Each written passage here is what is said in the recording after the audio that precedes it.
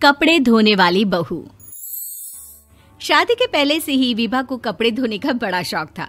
कभी नल के नीचे तो कभी तालाब के पास। अरे मेरी नीली वाली लुंगी नहीं दिख रही है।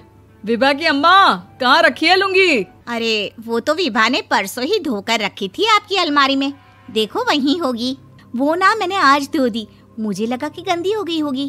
अरे कैसे गंदी हो गई थी? उसे तो मैंने पहना भी नहीं। हे भगवान, इस लड़की के कपड़े धोने की आदत से परेशान हो गया हूँ मैं। जितना तो घर में राशन नहीं आता उससे कहीं ज्यादा डिटर्जेंट पाउडर का खर्चा है। इसकी शादी करवा दो, शादी जाए अपने घर में ही करे काम, फिर चाहे घर के कपड़े धोने हो या पूरे गांव के। हाँ ठीक बोल रही हो, देखता हूँ मैं कोई लड़का। वो दिन भी आ जाता है जब विभा को देखने लड़के वाले आ जाते हैं। लड़की मुझे अच्छी लगी। होने वाली सास कहती है, बेटी अगर कुछ पूछना है तो पूछ लो। वैसे तो हमारी लड़की बहुत ही शर्मीली है, जो बोल दो वो मान लेती है, इसे क्या पूछना होगा। अरे कैसी बात कर रही हो माँ, मुझे इन लोगों के घर रहना है, सवाल तो कई है। हाँ हाँ बेटा, पूछ लो ना, क्या पूछना है। आप लोगों के घर कपड़े कौन धोता है? सास का मुंह बन जाता है।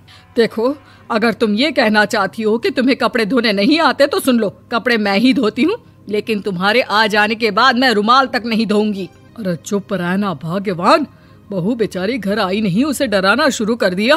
वो क्या है ना बिटिया, अभी तक तो ये कल्लू की माँ ही धोती थी, लेकिन अब तुम्हारे पापा तो दहेज में वॉशिंग मशीन देंगे ही।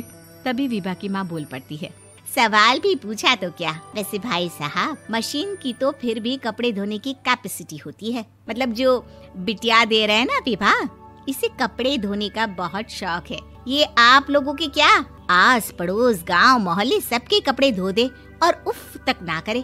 बाहर देखा नहीं आपने कितने कपड़े सूख रहे हैं, सब हमारी बिटिया ने ही तो धोए हैं। बस भी करो ना माँ, शर्म आ रही इतनी तारीफ सुनकर।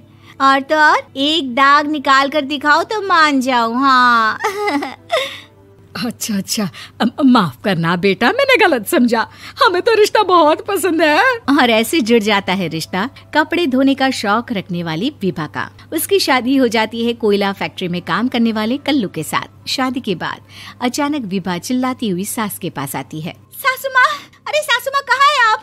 ये तो धोखा है, धोखा दिया आप लोगों ने मुझे। इसे ससुर के चक्कर के बारे में पता चल गया। अरे तो उसमें तुझे क्यों धोखा मिला है? अरे नल में पानी नहीं आता, कपड़े कैसे कब धुलेंगे? अच्छा अच्छा, तू पानी नहीं आ रहा उसकी बात कर रही है। तो आपने क्या सोचा? कुछ नहीं। अच्छा, तेरी माँ ने कहा था कि कपड़े धोने का शौक है तुझे, याद आया मुझे। शौक शौक बोलकर कपड़े धोने वाले मेरे जुनून को कम ना आके सासू माँ, कपड़ा धोना मेरा गुरूर है। तभी पति भी वहाँ आ जाता है। अभी अभी मैंने इसे सनी देओल की फिल्म दिखाई है, उसी के डायलॉग मार रही है माँ। अच्छा सुन, साफ साफ बता रही हूँ, पानी सुबह 4 से 6 और शाम को 10 से 12 आता है, समझी? विभा टाइमिंग सुनकर हैरान हो जाती है। ये क्या भूतों का मोहल्ला है? सुबह 4 बजे उठकर कौन कपड़े धोता है? 4 बजे टंकी में पानी जाता है, फिर सारा दिन धोना ना, किसने मना किया? अरे कैसी बात कर रही हैं? 200 लीटर की टंकी में कितने कपड़े धो लूंगी मैं, सुबह ही उठ जाऊंगी मैं। अब क्या था, विभा सुबह 4 से लेकर रात के 12 बजे तक कपड़े ही धोती रहती। एक रोज सास पड़ोस से निकलकर कहीं जा रही होती है कि साथ वाली कहती है, हाँ कल्लू की माँ, जरा ये बताओ कि 2 साड़ी है, 2 ब्लाउज और एक पेटीकोट और एक नाड़े वाला लंबा कच्छा। हाँ तो? अरे तो क्या, कितना लोगी धुलाई ये बताओ। धोबन दिख रहे हैं हम क्या? हमारे पति सरकारी नौकरी से अभी अभी रिटायर हुए हैं और बेटा सुपरवाइजर है कोयला फैक्ट्री में। धोबन समझ रखा है हमें। हाय रे कल्लू की अम्मा, माफ कर दो, वो तो मोहल्ले में यही सब बता रहे थे कि तुमने बहू को कपड़ा धुलवाने के काम में लगा दिया है। सास को पड़ोसन की बात सुनकर गुस्सा आ जाता है। वो घर पहुंचती है जहां घर के बाहर ही इतने सारे कपड़े सूख रहे होते हैं जितने कि किसी धोबन के घर पर। अरे ओ कल्लू की दुल्हन, बाहर निकल। माँ जी यहीं आ जाओ, बाथरूम में चादर धो रहे हैं हम। अरे अभी हम धोते हैं, तुमको बाहर निकलो। ये आस पड़ोस वाले बोल रहे हैं कि हम बहू से कपड़े धुलवा धुलवा कर उसे कपड़ा धोने वाली बना दिए हैं। अरे छोड़ो ना माँ जी, किन लोगों की बातों में आती हो? आस पास के लोगों का तो काम ही होता है कि वो किसी तरह सास बहू को लड़ा दे। बहू सारे घर के कपड़े धोती है, ये क्या कम है? बोलिए। सास को भी लग जाता है कि वो बहू का ये सनकीपन नहीं छुड़वा सकती, इससे अच्छा है कि खुद ही चुप हो जाए।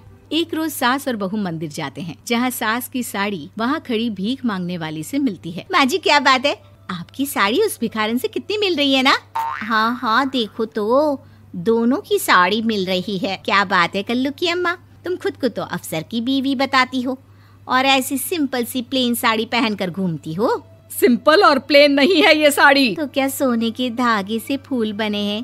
कुछ भी सासू माँ, कुछ भी। हाँ बने थे इस साड़ी में सोने के धागे से फूल। मेरे पति लेकर आए थे मद्रास से स्पेशली मेरे लिए 10,000 की। ताहे भाई साहब इस भिखारन के लिए भी सेम टू सेम साड़ी लेकर आए होंगे 10,000 की। सास उस वक्त तो कुछ नहीं कहती, लेकिन बहू के साथ घर आती है और अलमारी से एल्बम निकाल कर लाती है। ये साड़ी देख रही है, ये वही साड़ी है जिसे मैंने अभी पहना था। इस साड़ी में ये जो चमकदार फूल दिख रहे हैं ना, ये सोने के धागों से काढ़े गए हैं। लेकिन तू लोकल वॉशिंग मशीन ब्रश से घिस घिस कर सारे फूलों को निकाल कर साड़ी प्लेन कर दी।